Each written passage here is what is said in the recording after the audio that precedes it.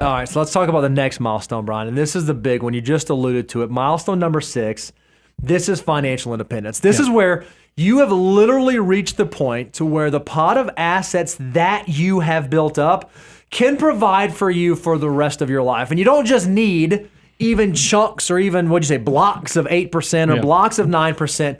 You now have an understanding that whether the market goes up this year or down this year, left this year or right this year, I know that my portfolio can weather this storm and it can provide for me for the rest of my life. Well, I like that because look, we're going to put milestones within our milestones. This is so cool because we're going to give you some rules of thumb when it comes to it financially. You hear people talk about all the time, how do you know where you are financial independence? Well, if you're somebody who's in your 30s, 40s, maybe even early 50s, and you're not ready to retire, there's nothing wrong with using a safe withdrawal rate. So you hear people talk about the 4% rule or the safe withdrawal rate of 4%. What if you can get your living expenses? This is why it's not only an income, but it's also what your consumption is. But if you need $50,000 using a 4% safe withdrawal rate, you can use the rule of thumb or do the napkin financial plan to see a $1.2 million portfolio can likely get you there. And look, this is based off of research studies that said throughout, 30-year retirements, 50-year retirement, looking out all the way back into the mid-1900s, there was not a time period where a portfolio, well-constructed and diversified, would not have been able to provide at least $50,000 a year. So it is suggesting that if you have $1.25 million, 4% should be able to withstand or was able to withstand a large majority of historical market performances. Yeah, and the other numbers just to kind of close this out: $100,000, $2.5 million, $150,000, $3.7 million. But here's the thing. Do we want to be playing horseshoes with our retirement, or do we want to actually make sure that we can walk through this threshold, which is probably your peak earning years, and know that, man, I am actually going to be in a great place? And that's a scary, scary thing, especially if you're a financial mutant and you've been building your whole life. When you get to the threshold of saying, now I'm at the point of consuming what I've been saving and I'll probably never be able to earn the money that I have again.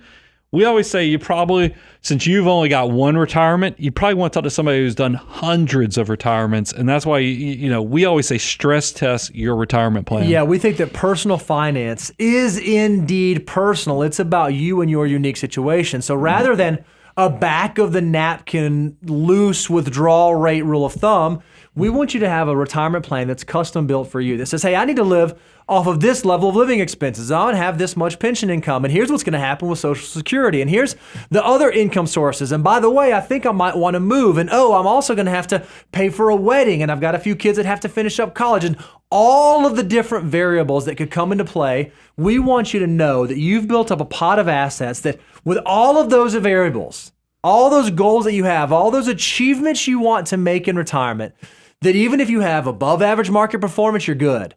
Average market performance, you're good. Below average market performance, you are still good. Because a really great financial plan should be great before stuff goes sideways, while stuff is going sideways, and should continue to be great even after stuff is going sideways. Well, the only way that you're going to know that is if you actually stress test your customized plan to match your unique goals and your unique circumstances. I think it's funny. You just did the commercial that I see the financial planners all do. You did the wedding, you did the retirement, all the celebratory goals. Financial planning is even beyond that. Because, by the way, when you retire, let me go ahead and ruin it for you. You're going to all of a sudden learn, like, you get around Medicare age. You're going to be like, Medicare? Who's Irma? Do I do Medicare Advantage? And then you go, Irma, wait a minute. What I earn, what my earning, what I make, meaning from my investments and all the things, your taxable income is going to impact my Medicare premiums. And then you start thinking about, well, wait a minute, required minimum distributions, qualified charitable distributions. And then you're like, oh, wait a minute, Roth conversions. These are all the things that don't make the commercial.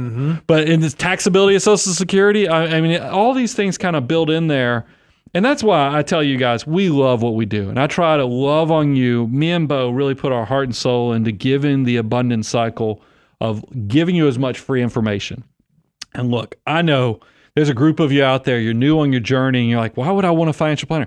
You don't need a financial planner. If you're having those questions, stay on the course. Let us love on you with all of our free resources. Go to moneyguy.com/resources. Take all the free content you want, because here's the reality. It's not like you're watching the movie the cartoon Monsters Inc. or anything like that. But it is one of those things where success will create complexity. And it's not going to come out from under the bed or a closet, but one day you're going to wake up and go, whoa, when did this happen? Get it. Why do my taxes have this much complexity? Man, it's so complex. Even my CPA is missing stuff. I would love to have somebody kind of look over their shoulder and make sure everything's reported right. And then, holy cow, I have so much in retirement assets. When do I get to convert this again? This is these type of things. You're going to one day, and then you're going to say, hey man, I have been making six figures for this long and now I'm about to consume six figures a year. Am I on good ground? That's when all of these things will come to a head at the same time, and we'll be waiting for you. We'll leave the lights on, and I hope you will come through that threshold, but don't push it. If you don't feel like you're there, we're okay with it. The abundance cycle does not have an expiration date.